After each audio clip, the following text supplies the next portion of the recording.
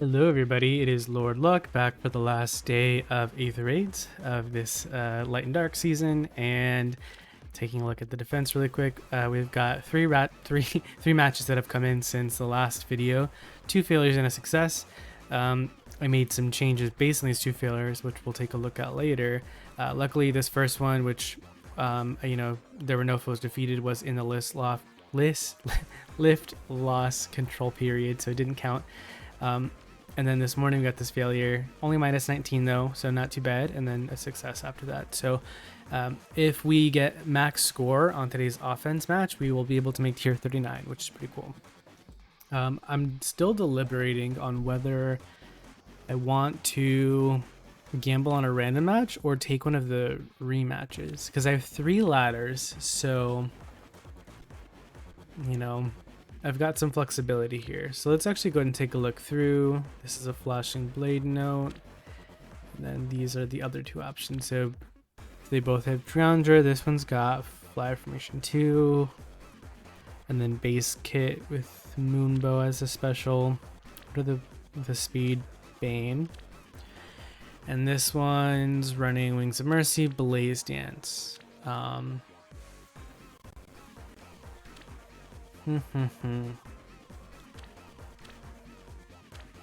Yeah, I don't know. I think we're gonna go. I kind of want to take a random match and see how that goes before I think about doing one of the replays. Let's go ahead and do that. Let's go ahead and see what we get on the random. Okay, tier 38. Let's hope I don't regret having taken this. Okay, this looks manageable. Oh, interesting. Mirror Strike. Odd res wave. Shove. Okay. No saves. Hector. Osteus Pulse. So Osteus Pulse is only gonna hit Ares, Yoon, and Note, I think, right? Because it's like a tactics kind of deal. Granted only a number of those allies. Yeah, so just the flyer, cav, and it's not gonna hit the armors basically. Yoon, okay. Ares, Cougar Post. Okay, this is a very interesting combination of units and map layout, but it's not too scary. I think that my Innis and Edelgard team can handle this. Also, based on that loss I had the other day, I decided to take out one of my comps. I think it was the Claude comp, because I haven't been using Claude enough in this season, so I'm thinking about where else I could put him. But I thought maybe it'd be good to have a Null C unit with a save, so I put them together. I want to put Null C on a mage so I can have that ranged tank like Micaiah or Young Leon or someone, but I only have Null C on I think Joshua, Ike, Brave Ike, who I'm using still for no follow-up, and then I forget who else I have it on, but Altina, who's my Null C character for Astra season. So I decided to just use Joshua here with Edelgard in case we run into another team that has a lot of fire sweep.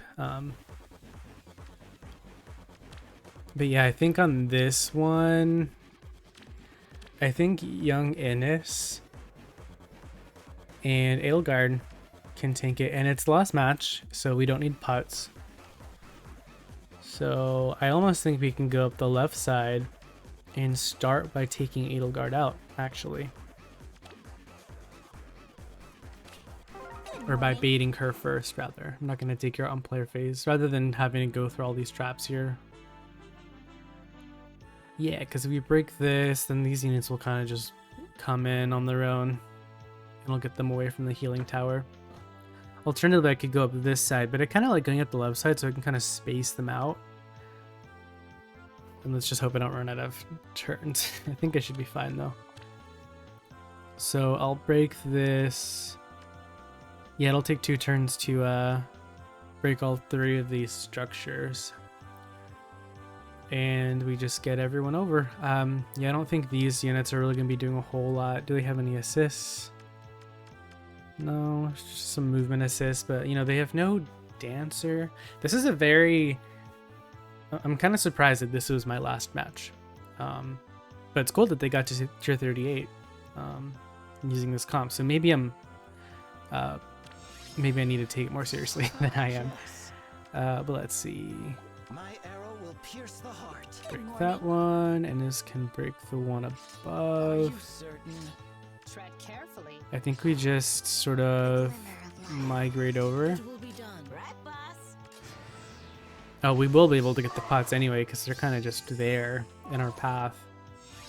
Oh, let's check and make sure animations run. My arrow will pierce the heart. It's a pretty big hit actually, but I don't think we need to do that. I think we can just use the save. Yep, so Innis goes here. She'll be able to move. Oh, she actually won't be able to move down because she's not running the armored stride. So I will have to move Innis up. Ready. So I can move Innis. Forward. What could I do here? I'd like to get the buffs on Edelgard and Innis. So maybe what I do is I swap up here and then dance Innis and then move him up. Yeah, I think that's the right move. This Are way. you certain? And let's just park him there. I bestow my blessing. And yeah, I don't think there's a whole lot Like this. Death's caress. they can do. I think we just bait from this spot, honestly, and I think we'll be fine. But we'll see. Oh, he's not getting the solo. I kind of forgot about that. I kind of forgot Felix to be able to move through Path. I'm still getting used to Pathfinder. The nice thing is that I'm fast enough to outspeed anyway. Although I would have done way more damage. But it's okay. I can take Felix out on the following turn.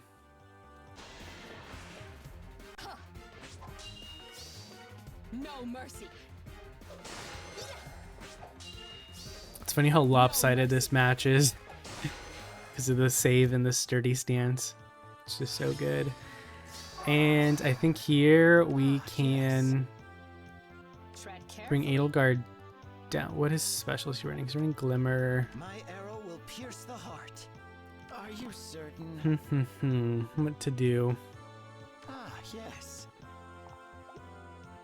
My arrow will pierce the heart. I think, oh.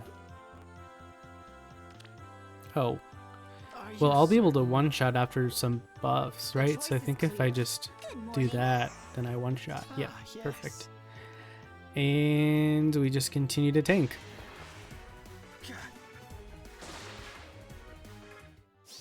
Yeah, it was an oversight to not have him solo. But yeah, I just kind of forgot that Felix would be able to move through Note and get to that spot. I really need to pay more attention when Note is on the board and think about all the different movement options. But I think we're going to be fine here. I think we just honestly end turn. Kind of a boring last match. But I am glad to see that the Edelgard Innis combo is working. I put it together kind of on a whim. I just felt like I didn't have enough speed on Zane after he lost a match a couple weeks ago. And thought, you know, Innis is available in the girl shop now, let's build him. I won't And back down. I was, I don't know if I already talked about this, but I was pulling No for mercy. Triandra and got some extra to-dos. So I gave one to Edelgard because she just seemed like such a No good mercy. candidate with her damage reduction and the fact that she doesn't natively come with this encounter You anyway. can't stop me. So sturdy stance was just, you know, a good option for her. My A good arrow will ace skill to pierce have. the heart. And I think we just take it. Ah, yes. Yeah, that's the match. Got the pots, not that it matters because this was the last Are match you anyway. certain? And I think this bumps us to tier 39. So let's go ahead and see what our ranking looks like. Fool.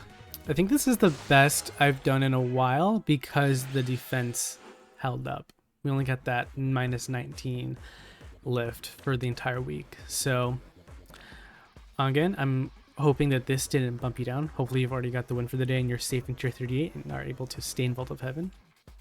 Okay, so this bumps us to tier 39 and our rank is okay, 1511. So top 3K, which is awesome.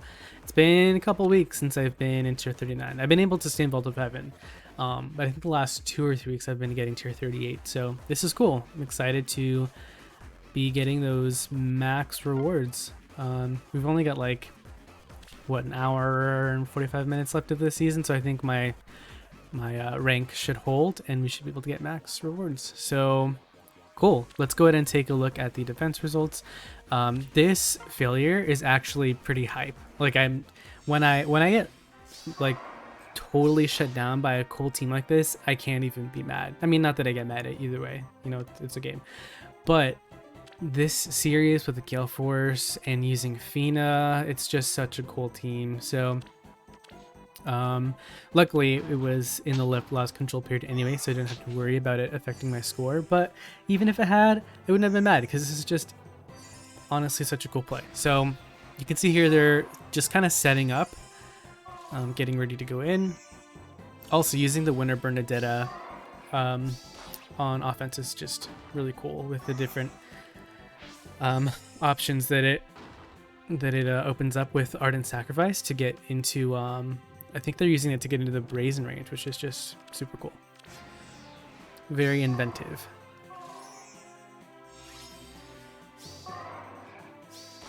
Bolt Tower goes off.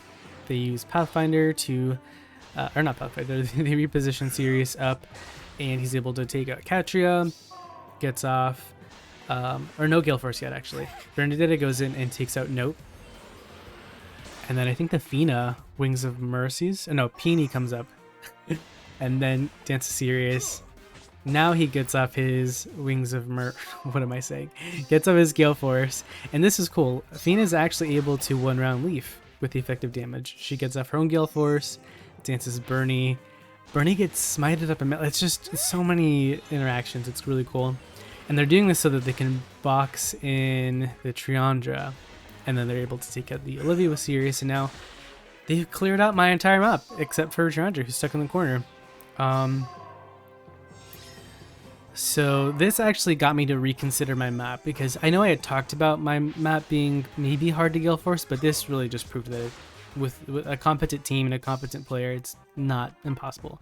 So I decided to make some tweaks. Okay, so I put Triandra over here, and I made La Rochelle the 7th unit, so that basically as long as Triandra isn't isolated, which just means basically it's only on even turns where you can isolate her anyway because of the odd recovery. But if Triandra's not isolated, then she will use her Dance on La Rochelle, which inflicts guard, right? That's why I did this. Yes, it inflicts guard on these 2 rows. I'm sorry, these 2 columns, which makes it just harder to set up a Gale Force from below here. It kind of forces you to set up from the side or from like another lane. And with the lava here, I just figured this will make it a little bit trickier for those Gale Force teams to take advantage of my map. And also putting Triandra here means that in the corner is now not Triandra, so basically a physical unit who can get out of the way, or who can attack into a unit that's blocking them off. So, I mean, also if you were to block up this entire lane, then Note has swap, so she could in theory swap with either La Rochelle or Leaf, and then they'd be able to attack any units that are sort of barricading them into this corner here. And as you'll see after this match, I made another change, because you'll see that with Lyn, they were still able to pretty easily beat me. So they smite Lyn up, and because there's nothing blocking that column, they have free access to Catria on turn 1. And then now using the Dio Peony, they dance the Lindra, and they're able to one-round Leaf, who is my other duo unit. So it's kind of close. I'm actually wondering if I should put a defensive skill or what's that called? Deflect Missile onto Leaf so he can't actually get taken down there. And then here they went around my Olivia as well.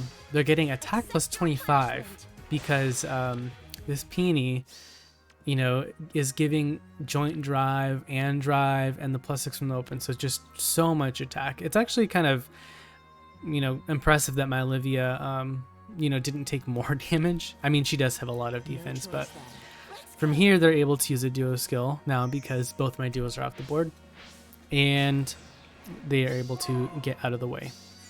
However, Kagura is still on the board, and they didn't isolate Triandra, so Kagura is able to one-shot the Peony with a really big 57. And that was the one kill. And this actually surprised me. With 18 speed on La Rochelle, it's not enough to double.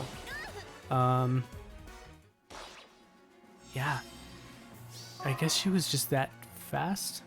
Yeah, she's just fast. Yep, and so from here, Dogger is able to take out Kagero. Lyn takes out La Rochelle. You're finished.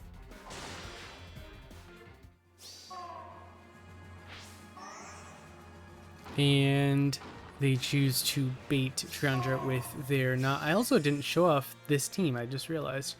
You've already seen all these units who don't have merges or anything, but then they have this Na, which is incredible.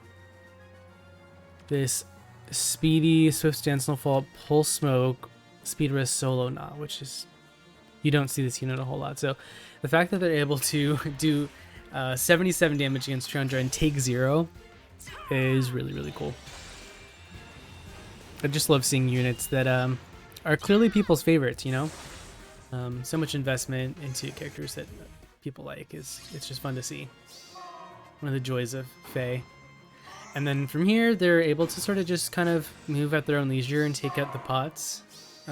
Note is still on the board, but they can kind of just block her off here. This is something I've been thinking about, is the fact that you can barricade this row here and just plop one unit down. I'm wondering if I should move that tactics room, but haven't fully decided where I want to leave it. I did move it for the falling match. You'll see it's in a different spot, but I might even move it again. I'm not totally sure where it's going to end up living. And here they bait Note with Dogger, and I don't think they one-shot, no, because of the damage reduction. But they got the pots and only lost one unit, and so they decided to take the win. So really cool play there with the duo Peony and the Lyn. And I have a similar team like that on Astra season that I run, actually. Okay, and then this last team, which I'm glad we didn't lose them, because if I ended up needing to take a replay or a rematch, this does not look like a unit that I would have wanted to fight. Okay. So this is a very scary looking team. They've got the Flame giving the damage reduction. They have Kaden giving all of the buffs, visible and spurs, or in combat buffs.